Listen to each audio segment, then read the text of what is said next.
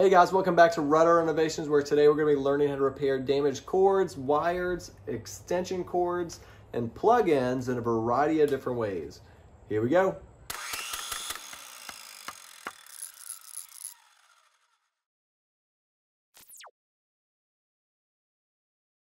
We have several different power cords here, and we have several different ways to make repairs on wires that get cut or damaged. There are not necessarily wrong ways to make repairs, but there are ways that are better than others. So let's go ahead and start with one of the ways. This connection is probably one of the easiest things to use, but it's limited to the size wire that you can use. Typically it'll have a reading. This one says anywhere from 18 to 14 gauge wire. So the way this works is you would lay your wire in here that's damaged or broken, and then you can take some pliers and you will smash this metal piece on the top, and what will happen is it will splice the inside of the wire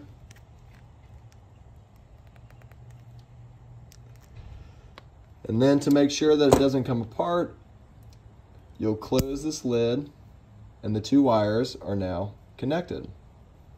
Now, this is only for smaller wire. It's not ideal, but it is by far probably the simplest way to put two wires together. Our next connection is for inline splicing, and you can crimp these, so you'll need a pair of crimpers to smash it down on the wire, and they have different sizes for different gauges, and this tells you 10 to 12 gauge wire can be accommodated by this. And so here, if you had something like a damaged cable like this and you wanted to splice these together, they would be covered after you crimp them on, so it'd be safe. So let's go ahead and cut this.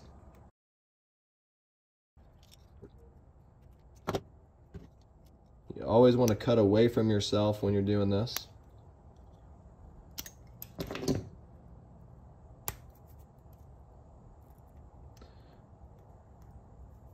You can use a razor blade to cut the end of the wire off, or if you have a pair of wire strippers, it's going to be a lot cleaner and a lot easier. So we're going to finish these off with the wire strippers.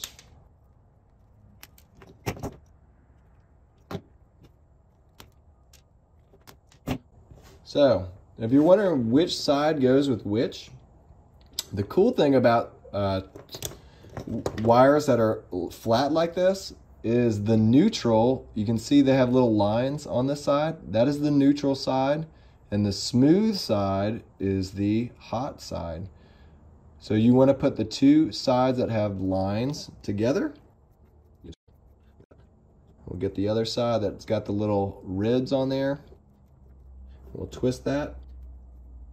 And you'll want to make sure that it's not too long and it doesn't stick out the other side. So this one actually is a little long and it's sticking out the other side, but I think we can squeeze this other side in here like this.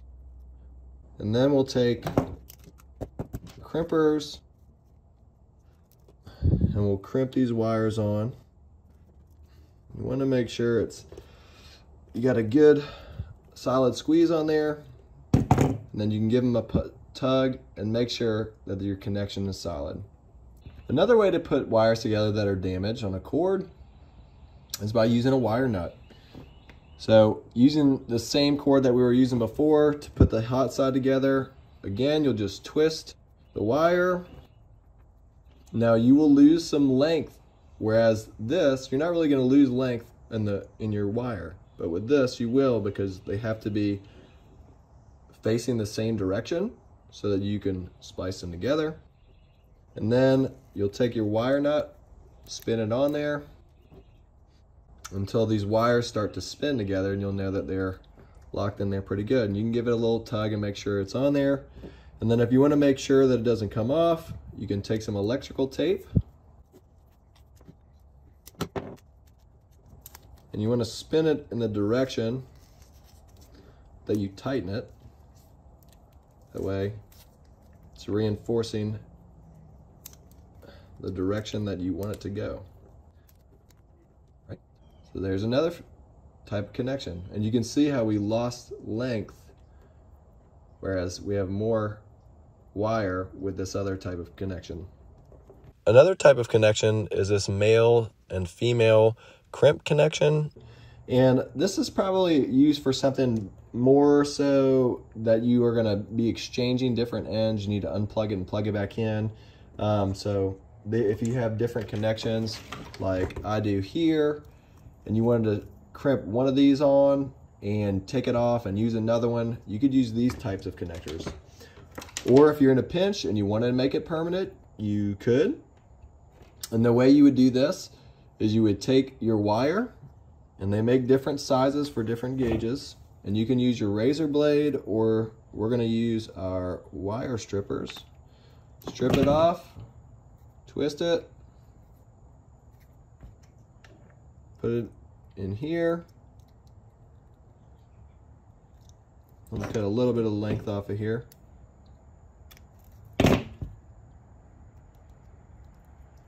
You're going to clip this on the end here. Make sure it's secure. And then I already have one on the other end. But the way this works is they have a female end and a male end, and they're covered so you don't have to deal with the possibility of the two connections touching and shorting it out. And then you'll have your connection together. Another thing you could use is a soldering iron and some solder, and this is a heat shrink wrap. So once you solder two of the wires together, and I'm not going to do this on this video because there's several different videos online to do that, and then you would make sure to put this on the wire before you solder them together, and then you would slide it over the wire, apply heat to it with a soldering iron or some other heat gun, and it would shrink it on the connection, and you would have a solid connection there. Lastly, we have repairing the plug end. Let's say you don't have a inline splice somewhere in the middle of the cord, and really there's just a problem with the end of the plug. They make these retrofit plugs that you can just splice the wire and then feed the cables on here and connect them. And they have several different types. This is a 2-prong. They have a smaller scale 3-prong, and then they have more of the industrial size for things like big extension cords. Before we get into fixing them, let's go ahead and talk about the anatomy of a plug. So as you unscrew the screws that hold this retrofit plug together, they have these little plastic shields in here that are going to help pinch the wire and hold it in place. And you have different colored screws on the inside. The bottom plug, if it's a 3-prong plug, has a green screw because that is the ground. This silver or nickel looking plug is for the neutral, and then the copper or brass looking screw is for the hot. So the neutral is typically white, the hot for the brass or copper looking screw is typically black, and then the green or ground is typically a green wire. So that means that when you close this plug back together, that the hot is going to be on this side, the neutral is over here, and the ground is underneath. So that means that the receiving end of a plug, the hot will be here or black, the neutral or white will be here, and the ground will be here. So you will wire them accordingly. So what we're going to do is we'll start with this. We have a couple problems with it. One, the wires are shorting out here, and every now and then it'll work, but I have to bend it a certain way. And also, if you break off a ground plug like this, you'll want to replace this. So let's go ahead and fix this one. You can take your wire strippers and just cut off the end, and then I'm going to use my razor blade to separate these 3 wires.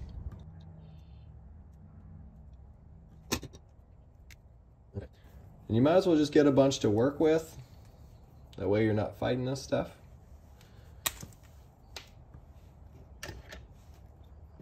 right, so that's gonna be our ground because it's green, obviously. Here.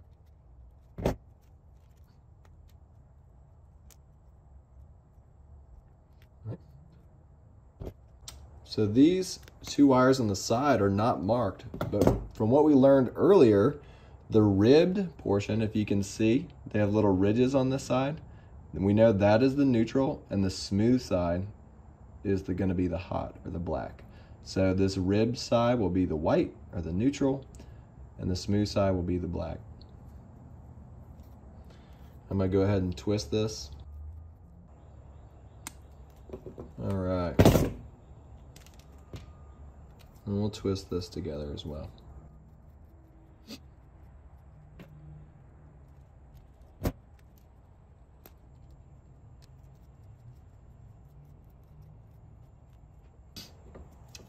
I'm going to be using this lower profile plug for this wire. And again, it has the same copper or brass looking screw for the hot, green for the ground, and then you have a silver and nickel one for the neutral. So unscrew those, loosen them up to where you can fit the wire around them. And now what we'll do is we'll wrap the wire around them, and then we're gonna put this on the wire before we connect them so we can slide it back up and then screw it back together. All right, so you'll take your cover and you're gonna slide that on first. And it said to cut these wires 5/8 of an inch for the strip length. So I'll do that.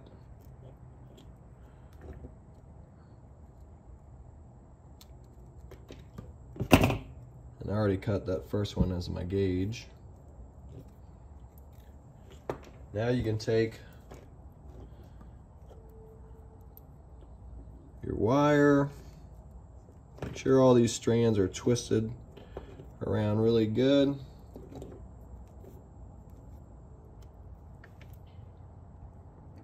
All right, remember, find the ribbed side. So this one has got the little ribs on it, and that's going to be your neutral. So that'll go on this plug, and we'll twist it around, and you can screw that in. And you want to wrap it around the direction that the screw is going to be going. So as you tighten it, it'll continue to wrap around.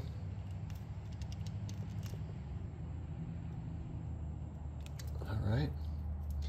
And I pulled mine up underneath this slit, so it'll go straight out the back cover. Then you have your ground here.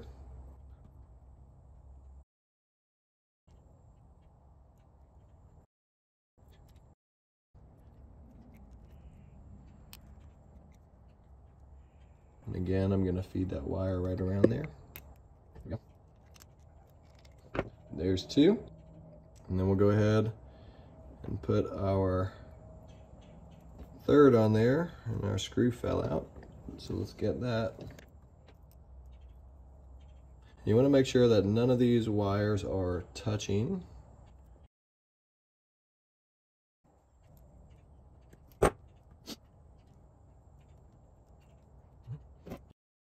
Use my screwdriver just to make sure this is nice and tight around that screw.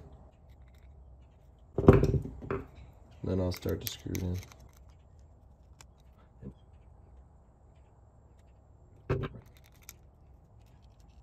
All right. So we got our 3 connections on there. We have the hot on the hot, the ground on the ground, the neutral on the neutral. And you're gonna slide that cover back up, put the screw on here. Now you got a new plug. Next we have our heavy duty extension cord. Now this has actually been replaced, but it was a inferior quality, and you can see the ground is pushed in and the ground's almost not even sticking out anymore. So what we're gonna do is we're going to remove this plug, and we could just do it the same way. And we could just cut it off here. But since everything's already spliced, I'm gonna just take this off and reuse it. I'm actually gonna cut these and resplice them because they're all bent up. And it'll tell you what the splice length is for each one of these connections. So this is gonna be a 1/2 inch, whereas the other one was 5/8. So I'm gonna take this, I'm gonna cut it off. I'm gonna use my razor blade. I'm gonna cut down here. And we're not gonna need this much, but we'll go ahead and cut it back so it's easier to work with. And there are times when you open these and they're not white, black, and green, and I'll show you what to do later in the video with that.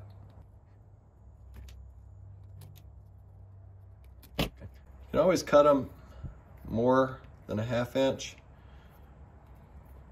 Twist them together, and then if they're a little long, you can cut them to the right size as opposed to having to strip more wire off. Now you can see that once these wires are in here, once you close it, they're gonna be too long and they're gonna stick out of the back of here. So we're gonna cut off about this much the wires so that they can actually fit in there. And we'll go ahead and splice our strip the ends of the wire off so they'll fit in. And we'll twist them together. All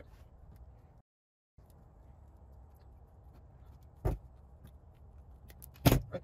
So give us a little something to work with. And same thing as before, we have our neutral going to our nickel or silver looking screw. Our green going to our ground green screw, and then the hot going over here on the brass or copper colored screw. Start by putting this black or hot in there. Got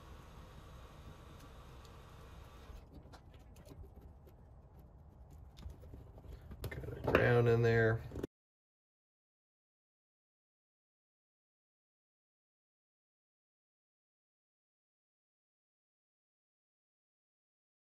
Now you want to make sure that these go back in there. This helps pinch this wire. That way if the cord gets pulled, it's going to pull the whole plug out as opposed to pulling your wires out of their connections.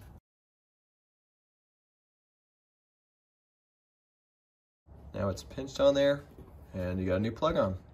Lastly, if you have your 2-prong plug and it is damaged, so let's say this cord's damaged, and let's just say it was on this end, you'll take your razor blade or scissors or wire snips, and you'll cut it off. Again, your razor blade or scissors.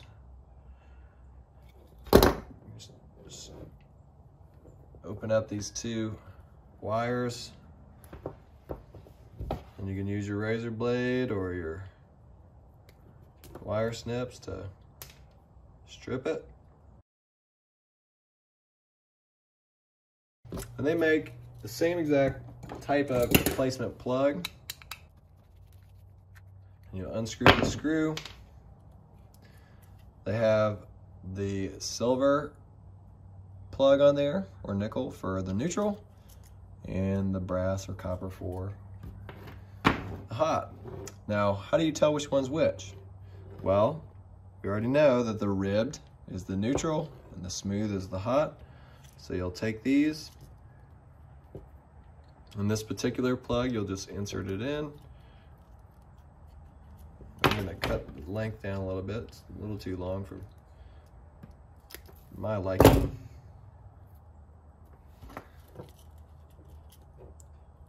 And you'll insert the hot in there, screw it down, insert the neutral in there, screw it down, and then you'll feed your 2 wires through here. These little channels. You can close your plug, put your screw in there.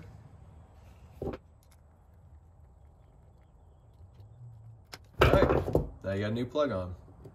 If you have a plug that doesn't have the standard colored wires, it doesn't have the ribbed flat coating to mark the neutral wire, and it's an abnormal plug going to something like a laptop power supply, sometimes the only way to identify the wiring position is by cutting the plug open.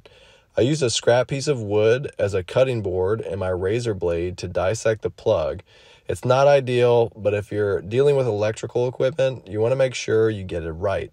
After identifying the wire positions, you can follow the same procedure connecting the ground to the green screw, hot to the brass/copper colored screw, and the neutral to the silver/nickel colored screw. All right, so as you can see, the yellow and blue is on the ground. You have the solid blue here on this prong, and then the brown was on this one. So we know how to wire it when we put all our wires in the new plug.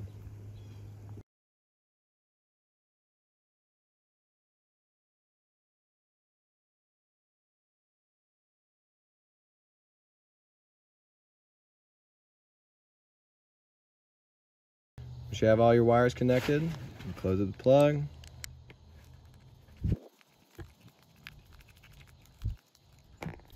And then you're done.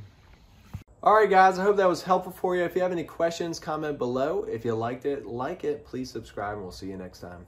Peace and God bless.